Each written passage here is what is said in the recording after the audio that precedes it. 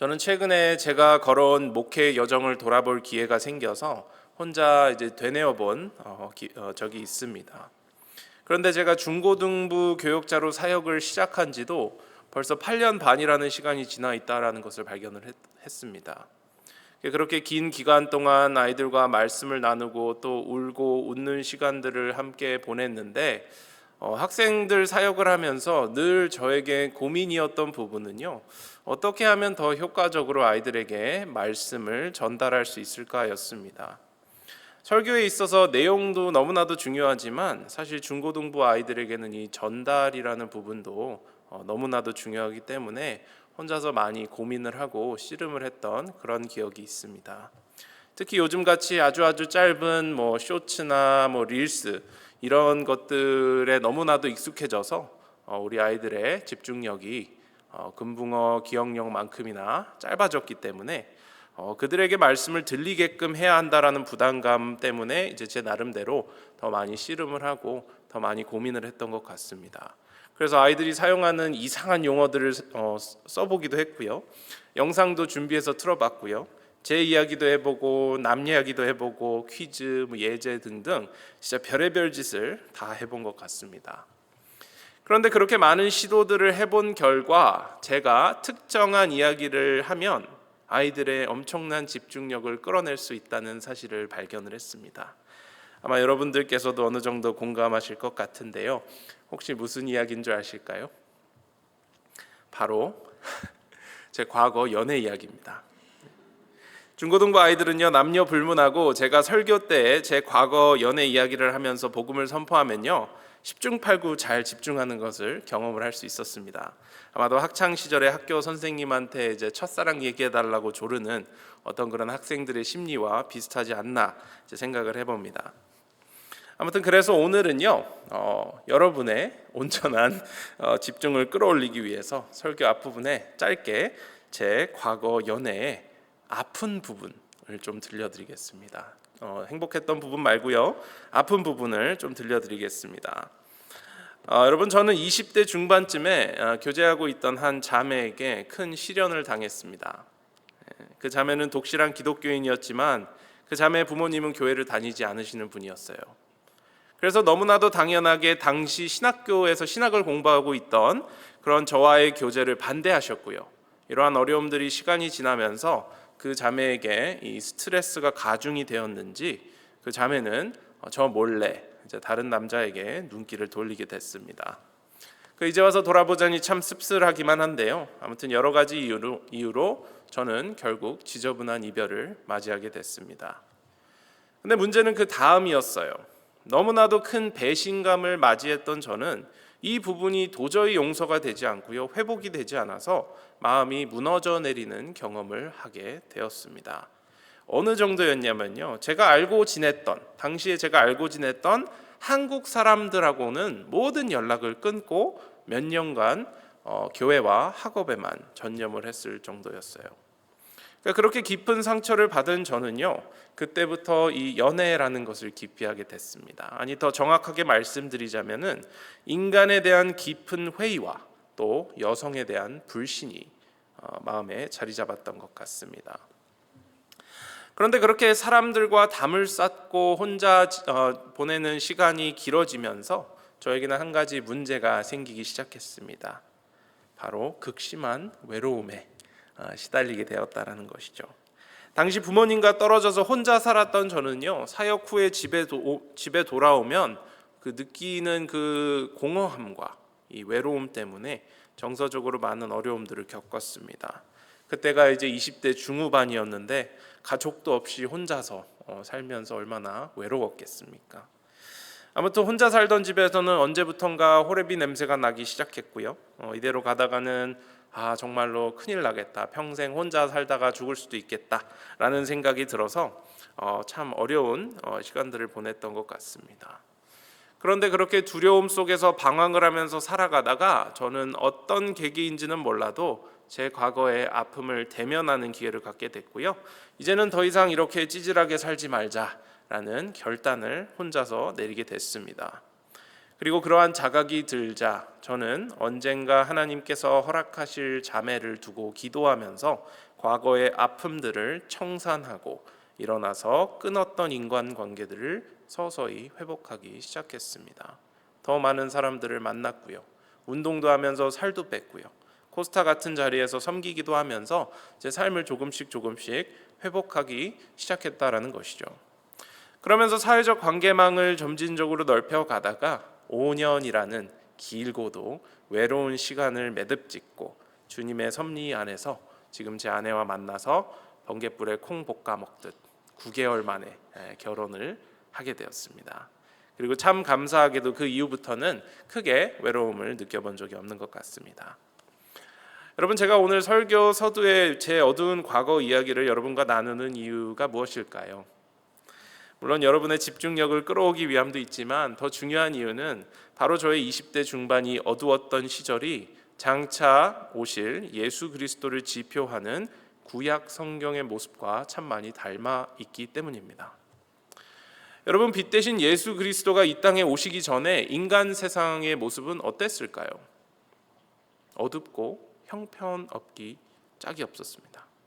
공의와 정의는 온데간데 없이 사라졌고요. 사회적 윤리는 형편없었고요.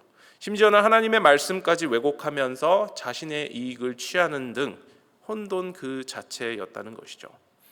몸이 아프거나 부유하지 못하면 죄인이라고 손가락질 받았습니다. 그리고 사회에서 그런 식으로 버림받게 되면은 제가 예전에 겪었던 그 극심한 외로움과 허무감 같은 감정들에 시달릴 수밖에 없었던 시대가 예수님 오시기 전 구약 시대라는 것이죠. 해결되지 않는 죄의 문제를 가지고 평생 죄책감을 안고 살아가다가 가끔씩 이렇게 제사장들이 바치는 제물로 인해서 죄책감을 덜어내는 것에 만족하면서 살아내야 했던 그러한 답답한 시대였고요. 시도 때도 없이 일어나는 전쟁 때문에 가까운 사랑하는 사람들을 잃고 때로는 나라를 잃어서 포로 생활을 하는 것 등등 참으로 어려움이 많았던 시대가 예수님께서 오시기 전에 구약의 시대라는 것입니다. 그런데 여러분, 이렇게 고통 속에 있는 사람들이 버틸 수 있는 힘을 제공해 주는 것이 무엇이 있습니까? 바로 소망. 내일은 오늘보다 나을 거야. 앞으로는 훨씬 나아지겠지라는 소망인 것입니다. 여러분, 우리도 힘들고 지칠 때마다, 너무 서럽고 힘들 때마다 예수님 다시 오실 그 날을 손꼽아 기다리듯이 이 구약의 유대인들도 한 가지 소망을 가지고 그러한 어려움들을 견뎌냈다라는 것이죠. 자, 그 소망이 바로 무엇입니까? 바로 메시아 사상입니다. 메시아 사상. 자신들을 슬픔과 아픔으로부터 구해줄 장차 오실 이 메시아를 간절히 소망하고 기다렸다라는 것이죠. 마치 제가 언젠가 제 외로움을 말끔히 해결해줄 한 여인을 기다렸던 것과 같이 이 유대인들은 찬란했던 영광을 다시 이스라엘 민족에게 안겨줄 카리스마 넘치는 지도자들을 기다리고 있었다라는 것입니다. 자, 그러면 그들은 어떻게 그러한 메시아 사상을 갖게 되었을까요? 바로 우리가 잘 아는 구약 성경을 통해서 그러한 사상을 지니게 되었습니다. 구약 성경에는 장차 오실 메시아가 과연 어떤 분이시고 또 무엇을 할 것인지에 대한 중요한 내용들을 내포하고 예언하고 있었기 때문에 그들은 하나님께서 조만간 메시아를 보내주실 것이란 굳센 믿음을 가지고 있었다라는 것이죠. 단적인 예로 이사야서 9장 6절 말씀 함께 보도록 하겠습니다. 제가 읽습니다. 이는 한 아기가 우리에게 낳고 한 아들을 우리에게 주신 바 되었는데 그의 어깨에는 정사를 메었고 그의 이름은 기묘자라 모사라 전능하신 하나님이라 영존하시는 아버지라 평강의 왕이라 할 것임이라. 아멘. 여러분, 어떻습니까? 우리가 이 구절을 읽으면 너무나도 자연스럽게 누구를 떠올리죠? 예수님을 떠올리지 않습니까? 하지만 유대인들은요, 아직까지도 이 구절을 누구로 해석하고 있을까요? 히스기야 왕으로 해석을 하고 있습니다. 히스기야 왕. 여러분, 히스기야 왕이 누구입니까? 다윗 왕처럼 카리스마가 넘쳤던 그런 왕 아닙니까? 그는 당시 썩어 문드러져 있던 이스라엘을 개혁했던 남유다의 왕이었습니다. 수많은 아세라 목상과 놋뱀 등 여러 우상들을 부수고 산당들을 제거하는 등 종교 개혁을 이끌었던 정말로 훌륭했던 그런 왕이라는 것이죠. 이렇게 이스라엘 민족은 장차 오실 메시아를 신적 존재로 보지 않고 다윗 왕과 같은 군사적 통치자로 바라보았습니다. 그리고 결국에는 이러한 해석적인 오류 때문에 신약 성경을 믿지 않는 유대교와 예수님을 메시아로 믿는 기독교로 나뉘게 되었다라고 보시면 될 것 같아요. 아무튼 우리가 믿는 이 기독교 신앙은 유대교와는 달리 구약 성경의 수많은 구절들이 장차 오실 메시아 예수 그리스도를 가리키고 있다고 믿고 있습니다. 그래서 구약과 신약을 둘 다 하나님의 말씀으로 여기고 통독을 하고 묵상을 한다는 것이죠. 그런데 가끔 어떤 분들께서는 이러한 사실을 간과하시고 신약 성경을 구약 성경보다 우선시하는 경우가 있어요. 저도 이제 신약을 전공 삼아서 신학 공부를 더 이어나가려고 했던 한 사람으로서 이제 구약보다는 신약에 조금 더 많은 무게를 뒀던 것도 사실입니다. 그런데 여러분, 과연 그게 맞는 생각일까요? 정말로 신약 성경이 구약 성경보다 우월하고 더 중요할까요? 자, 함께 이 부분을 알아보도록 하겠습니다. 지금으로부터 한참 전인 기원 후 130년경 시노페라는 항구 도시에 마르키온이라는 사람이 살고 있었습니다. 당시에 선박 사업이 크게 성공해서 큰 부를 거머쥐게 되었던 이 마르키온은요, 나중에 로마로 이주를 했고요. 그곳에서 영지주의자와 인연이 닿아서 영지주의에 깊이 빠지게 되었습니다. 영지주의에 대해서 간단하게 설명을 드리자면요, 이들은 초대교회에 큰 영향력을 끼쳤던 이단 집단이었어요. 그들이 당시 크게 빠져있던 사상이 있는데 대표적인 것은 이원론적 세계관이었습니다. 쉽게 말해서 세상의 모든 물질들, 이렇게 만질 수 있고 우리가 눈에 볼 수 있는 가시적인 것들, 그러한 물질들은 모두 다 악하고 눈에 보이지 않는, 우리 눈으로 볼 수 없고 만질 수 없는 영적인 세계, 이러한 것들만 선하다라는 이분법적인 생각을 토대로 세상을 흑백으로 나누어 바라보았습니다. 예를 들어서 제가 지금 갖고 있는 이 몸뚱아리 있지 않습니까? 이 몸뚱아리는 가시적이고 물질적인 것이기 때문에 악하다고 여겼지만, 반대로 제 몸 안에 깃들어 있는 영은 선하다고 여겼다라는 거예요. 아무튼 이러한 영지주의적 사상에 깊이 물들었던 이 마르키오는요, 하나님의 계시라고 여겨졌던 구약 성경과 신약 성경을 흑과 백의 논리로 보기 시작했습니다. 그리고 구약의 하나님은 신약의 하나님과 다르다라고 결론을 내리게 됩니다.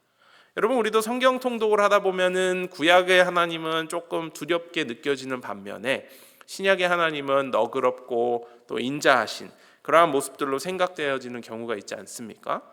마르키오는 이 부분을 크게 문제 삼았고요, 이분법적인 논리로 구약의 하나님과 신약의 하나님을 나누기 시작했습니다. 그는 이렇게 생각했어요. 아니, 신이라면 무조건적으로 선해야만 하는 것 아닌가? 그런데 왜 구약에 묘사된 하나님은 그토록 분노에 가득 차 있는가? 또 영지주의 사상을 가져와서 이렇게도 생각했습니다. 가시적인 물질들은 다 악한데 왜 하나님께서는 태초에 이러한 악한 것들을 창조하셨는가? 라는 이상한 논리에 빠져서 그는 결국 구약의 하나님을 인정하지 않는 지경에까지 이르게 됐습니다.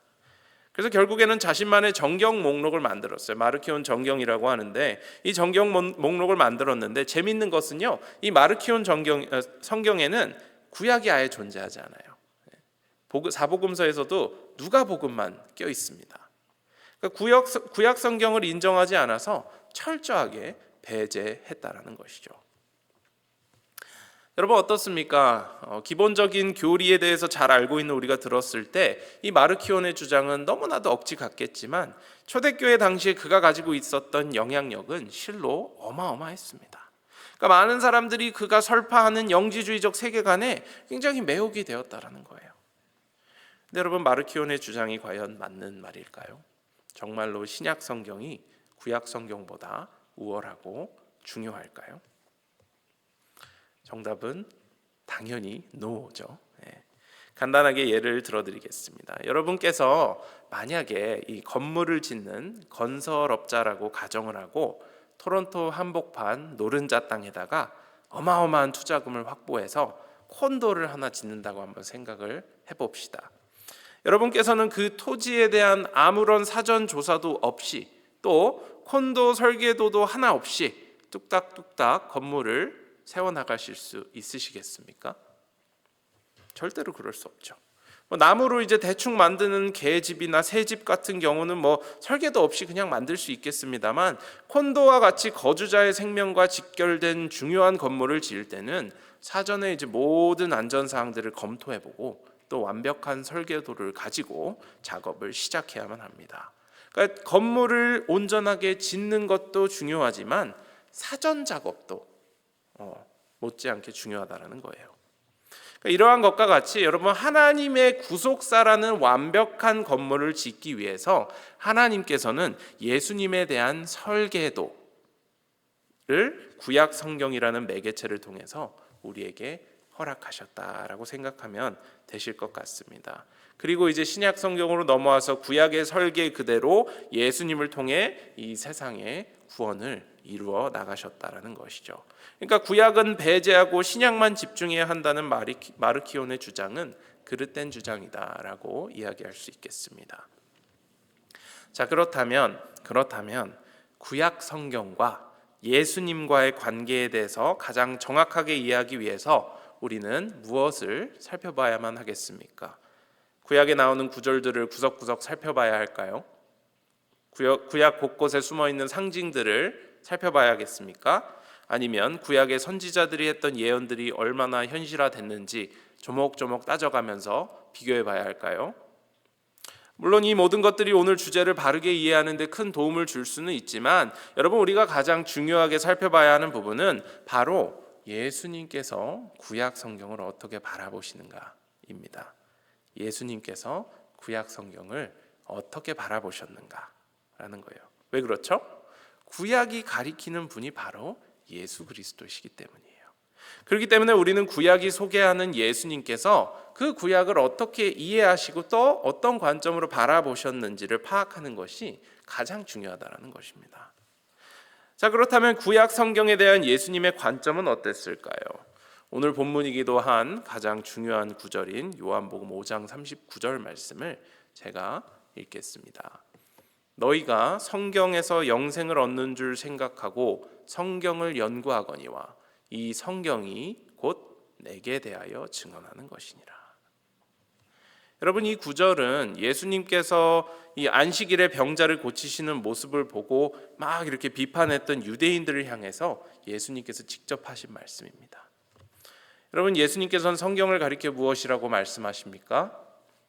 바로 이 성경이 나를 곧 증언한다라고 말씀하세요. 근데 여러분, 여기서 우리가 잠깐 멈춰서 생각해 봐야 되는 게 있습니다. 예수님께서 본 구절에서 가리키시는 성경이라는 것은 과연 무엇을 가리키는 것일까요? 생각해 보시면요, 우리가 현재 가지고 있는 이 신약 성경 있지 않습니까? 이 신약 성경이 정경화된 시점은 예수님께서 부활 승천하신 뒤에 한참이 지난 뒤인 주후 395년 칼타고 회의에서 결정이 됐습니다. 395년 AD였다라는 거예요. 그러니까 그 전까지는 각 교회에서 자주 읽혀지는 각각의 신약 문서들만이 존재했을 뿐이지 우리가 현재 가지고 있는 어떤 신약 성경의 목록이 존재하지 않았다라는 것입니다. 자, 그렇기 때문에 예수님께서 이 구절에 대한 말씀을 하셨을 당시에 신약 성경은 존재하지 않았다라는 것을 우리는 알 수 있게 되는 거예요. 자, 그렇다면 본 구절에서 예수님께서 성경 말씀하신 이 성경이라는 것은 무엇을 뜻하는 것이었을까요? 신약 성경이 아니라면 당연히 구약 성경이겠죠. 구약 성경. 더 정확하게 말씀드리자면 히브리 성경인 타낙을 가리키는 것이었습니다. 타낙. 여러분, 저는 작년 봄, 가을 시즌에 2번에 걸쳐서 본 성경 아카데미를 인도했던 적이 있습니다. 목요일 오전반을 맡아서 봄 학기에는 성경의 형성사와 번역사에 대해서 다루었고요. 가을 학기에는 요나서 강해를 했었습니다. 두 번의 양육 과정을 통해서 저도 이제 부분적으로 이해하고 있었던 그런 내용들을 큰 그림으로 볼 수 있는 기회가 돼서 정말 좋았다라는 생각이 드는데요. 아무튼 제가 봄 시즌에 인도했던 이 성경 형성사 양육 과정을 인도할 때 이 히브리 성경인 타낙에 대해서 설명을 드린 적이 있어요. 아직도 기억에 남는 것은요, 제가 타낙이 외우기 어려우시면 뒤집어가지고 낙타로 외우시라고 말씀을 드렸더니 저한테 아재 개그 한다고 코멘트를 하시던 분이 계셨습니다. 제가 딱히 뒤끝이 있는 편은 아닌데요, 그분은 제가 아직도 기억하고 있습니다. 아무튼 아재 개그든 뭐든 간에 이 히브리 성경 타낙은요, 우리가 현재 가지고 있는 구약 성경과 내용은 일치하지만 몇 가지 크게 다른 점들이 있습니다. 무엇이냐면요, 바로 구조와 배치예요. 구조와 배치. 조금 복잡한 내용일 수 있는데요, 이 표를 보시면 아시겠지만 타낙은요, 선지서들을 전선지서와 후선지서 두 개로 크게 묶어서 구분합니다. 그리고 성문서라고 해서 잡문서라고 부르는 분도 계시는데, 성문서라고 해서 모세오경과 선지서를 뺀 나머지 성경들을 하나로 그냥 묶어가지고 맨 뒤에다가 배치를 합니다. 각 문서들을 배치한 순서도 참 흥미로운데요, 우리가 읽는 기독교 구약 성경은 종말론적인 내용과 신약의 예수님을 강조하기 위해서 선지서를 어디다 두죠? 구약 성경의 맨 끝에다 배치를 합니다. 반면에 타낙 히브리 성경은 유대교 율법과 윤리를 강조하기 위해서 모세오경에 정말 많은 무게를 싣고 있습니다. 왜 그렇습니까? 유대인들에게는 신약 성경이 없죠. 또 그들은 오늘까지도 율법을 잘 지켜서 자신이 하나님 앞에 의로운 사람으로 서는 것에 목숨을 걸고 있기 때문입니다. 실제로 베서스트 근처에 이제 유대인 콘도들을 가보면은 안식일 엘리베이터라는 것이 있습니다. 유대인들의 안식일인 금요일 저녁부터 토요일 해질녘까지 1층부터 꼭대기까지 각 층마다 자동으로 이제 멈추는 엘리베이터를 운영을 한다고 해요. 왜 그렇습니까, 여러분? 엘리베이터의 층을 누르는 것조차 일이라고 여기기 때문에 안식일을 철저하게 지키기 위해서 그러한 장치를 마련해 뒀다고 하는 것이죠. 이처럼 독실한 유대인들은 오늘날까지도 자신들의 목숨을 걸고 율법을 지키고 있습니다. 하나님 앞에서 거룩해지기 위해서 계속해서 몸부림을 친다라는 거예요. 여러분, 우리가 흔히 마음속으로 손가락질하는 복음서 내에 나타나는 바리새인들과 서기관들도 같은 부류입니다. 그들에게는 율법을 철저하게 지켜서 하나님으로부터 의롭다 여김을 받는 것이 그들의 삶의 궁극적인 목표였다라는 것이죠. 이렇게 자기 의에 함몰되어 있는 자들에게 예수님께서 막 뭐라고 하시고 꾸짖으시니까 그들의 입장에서 예수님이 얼마나 싫었겠습니까? 강도 바라바를 놔주고 예수님을 십자가에 못 박으라고 했던 군중의 심리가 어느 정도는 이해가 되는 것 같습니다. 아무튼 이러한 이해를 가지고 우리가 다시 요한복음 5장 39절로 돌아가면요, 우리는 예수님께서 하신 말씀이 조금 더 잘 이해가 되는 것 같아요. 제가 다시 한번 읽어드리겠습니다. 너희가 성경에서 영생을 얻는 줄 생각하고 성경을 연구하거니와 이 성경이 곧 내게 대하여 증언하는 것이니라. 여러분 어떻습니까? 예수님께서 하신 말씀이 조금 다르게 보이진 않으십니까? 예수님께서는 이 말씀을 하시면서 구약 성경, 즉 히브리 성경 타낙을 연구하는 사람들의 시선을 돌리기를 원하셨어요. 그들이 그토록 갈망하고 고대하는 무력적 군사적 메시아를 이제는 그들의 마음에서 놔주고 죄의 사함을 말끔히 해결해 줄 수 있는 진정한 하나님의 아들 예수 그리스도를 보라고 말씀을 하셨다라는 것이죠. 물론 아직까지도 많은 유대인들이 오늘 본문에서 나오는 예수님의 말씀을 받아들이지 않고 있지만, 그래도 감사한 건요, 유대인들 중에서도 하나님의 택함을 받은 이들은 예수님을 메시아로 받아들이고 참 구원의 기쁨을 누리고 있습니다.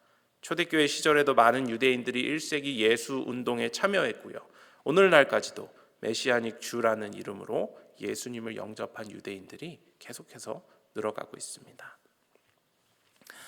여러분, 우리는 오늘 본문 말씀을 통해서 반드시 기억해야 하는 것이 있습니다. 그것은 무엇입니까? 바로 구약 없이 예수님을 온전히 아는 것은 불가능하다라는 것입니다. 구약 없이 예수님을 온전히 아는 것은 불가능하다. 이걸 뒤집어서 이야기하면 어떻게 됩니까? 예수님 없이 구약을 이해하는 것도 불가능하다라는 결론에 이르게 됩니다. 여러분, 우리 교회에서는 많은 성도님들께서 성경 통독을 하고 계십니다. 각자가 여러 가지 다른 이유로 성경 통독 프로그램에 참여하시겠지만, 여러분, 우리가 성경을 계속해서 읽고 묵상하는 궁극적인 목적이 무엇입니까? 살면서 총 몇 독했다고 이제 훈장을 달기 위해서입니까? 아니면 성경의 마이너한 부분들까지 안다고 촌모임에서 아니면 다른 그룹에서 지식 자랑을 하기 위함입니까? 그렇지 않죠. 그렇지 않아요. 우리가 성경을 읽는 궁극적인 이유는요, 우리 구주 예수님을 더욱더 알아가기 위함이고요, 더 나아가서 예수님의 발자취를 따라서 이 깨어진 세상에서 선한 영향력을 끼치기 위함입니다. 그러니까 여러분, 우리는 구약 성경을 이 구약 성경을 주신 하나님께 감사하는 마음으로 항상 이 구약 성경을 묵상하고요, 공부해야만 합니다. 다른 비본질적인 기독교 교리나 요소의 마음을 빼앗기지 말고 늘 예수님을 중심에 두고 올바르게 성경 읽는 방법을 터득해서 말씀 읽기에 힘을 쏟아야 한다는 것이죠. 왜 그렇죠? 성경의 모든 부분이, 신약이든 구약이든 모든 부분이 바로 예수 그리스도 한 사람만을 조명하고 있기 때문이에요. 마치 무대에서 핀 조명이 주인공을 이렇게 비추고 있는데, 우리가 앉아 있는 의자의 재질이 뭔지, 홀이 몇 석이나 되는지, 무대 장식은 어떤 재질이고 얼마나 화려한지 따위에 신경을 쓰고 있다면, 여러분, 정작 중요한 주인공과 연극의 줄거리를 놓치게 되는 것과 같이요, 우리도 역사의 주인공 예수님과 또 하나님께서 태초부터 계획하신 이 대서사시를 집중하고 파악하려고 노력해야 한다는 것이죠. 그리고 그러한 목적을 온전히 달성하려면 어떻게 해야 합니까? 바로 기독론의 렌즈를 장착을 하고 구약과 신약 성경을 읽어나가야 할 것입니다. 여러분께서 가지고 있고 사랑하시는 이 성경 말씀은 하나님의 말씀입니다. 믿으십니까? 기성세대는 조금 덜한 것 같은데요, 제가 현재 섬기고 있는 서구권에서 자라온 다음 세대 아이들은요, 이 너무나도 중요한 진리를 믿는 것에 어려움을 느낍니다. 뭔가 사람이 쓴 글들 같이 느껴질 때도 있고요, 성경에 오류가 가득하다라고도 생각해요.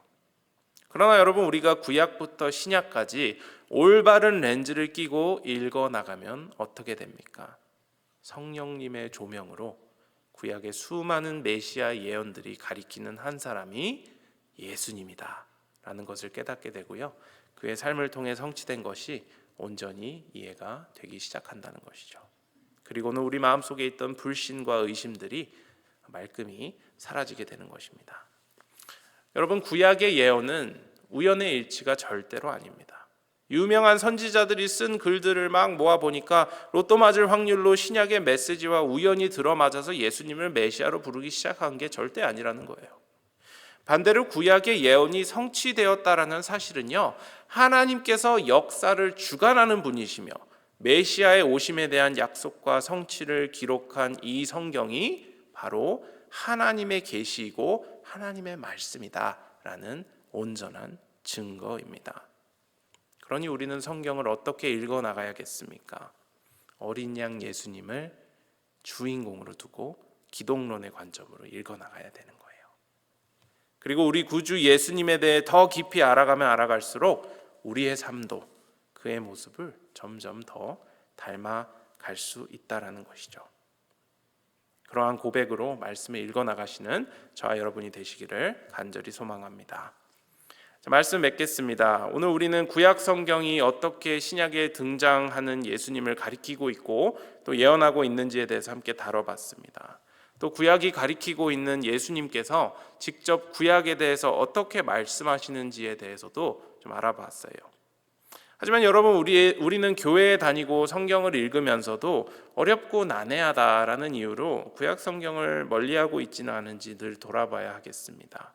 저도 요즘 하이시 예배 때 구약 성경을 처음부터 쭉 다루고 있는데요, 가끔 어떻게 말씀을 풀어나가야 할지 막막한 본문들이 나올 때면은요, 다 건너뛰고 그냥 신약 성경으로 가고 싶다는 생각이 종종 들곤 합니다. 그러니까 저조차도 알게 모르게 신약에 더 무게중심을 두고 있는 것이죠. 그래서 저는 이번 말씀 준비를 하면서요, 개인적으로 제 자신을 돌아보는 시간을 좀 갖게 되었습니다. 오늘도 살아 숨쉬는 고귀한 하나님의 말씀인 구약 성경을 그저 그냥 풀어내기 힘들다는 이유 하나만으로 조금 이렇게 등한시 여긴 제 자신을 돌아보고 회개하는 시간을 가졌다는 것이죠.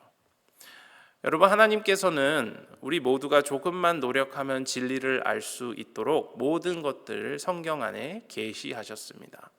구약 성경을 조금만 읽어봐도 메시아가 누구이고 무엇을 하셨는지 알 수 있도록 다 공개하셨다라는 거예요. 그러니 우리는 어떻게 해야겠습니까? 정리하자면 정답은 앞서 말씀드린 두 가지입니다. 첫 번째는요, 구약이 증거하는 구약이 증거하는 메시아가 예수님임을 바로 아는 것이고요. 둘째는요, 성경을 읽을 때에 늘 예수님을 주인공으로 두고 읽어야 한다는 것입니다. 그리고 기독론의 렌즈를 끼는 방법은요, 앞으로 12주에 걸쳐서 영광의 이름 예수 기독론 시리즈를 함께 묵상하면서 배울 것이기 때문에 여러분 기대하는 마음으로 수요예배 자리를 지켜주시면 좋겠습니다. 예수 그리스도 그 귀한 이름을 깊이 묵상하시고 또 방금 말씀드린 이 중요한 두 가지를 기억하시면서 하나님 말씀에 열심을 내시는 그러한 저와 여러분이 되시기를 주님의 이름으로 축원드립니다.